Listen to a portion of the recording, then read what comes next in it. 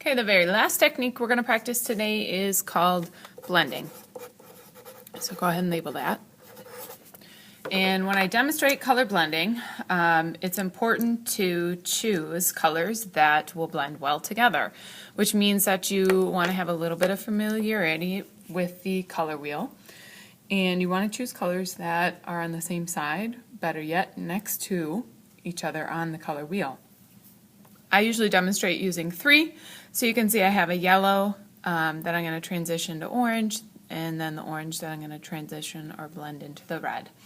So I'm going to begin with my lightest of my 3 colors, and so that's going to be my yellow, and I'm going to use a really heavy pressure, and then I'm going to use some of those pressure changes, and I'm going to gradually fade out that yellow by getting lighter and lighter with my pressure. And the one thing you're going to notice about my blending when I pick up my next color and add that in, I'm using a side to side or right to left coloring method instead of coloring up and down. Blending definitely tends to work better if you're blending them side to side into each other instead of up and down. Okay.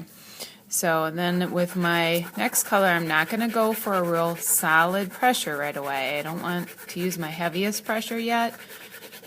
I'm going to save that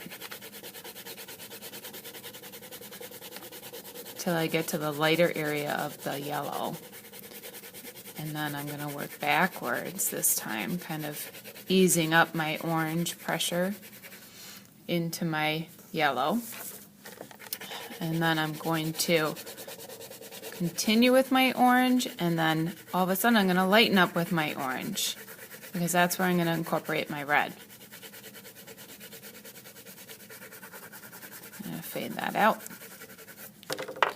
Almost need longer paper for this. And then the last color I'm going to incorporate is my red, so where I want it to be solid red. Of course I'm going to use my hardest amount of pressure. And then I'm going to slowly ease up my pressure when I'm layering it on top of my orange.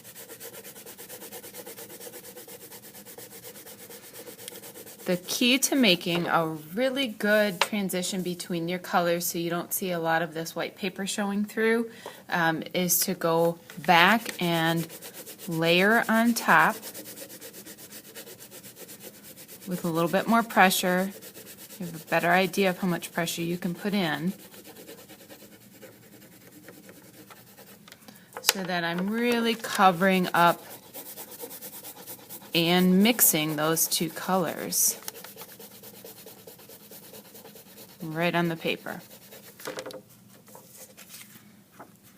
So try 2, 3 maybe colors and try some blending.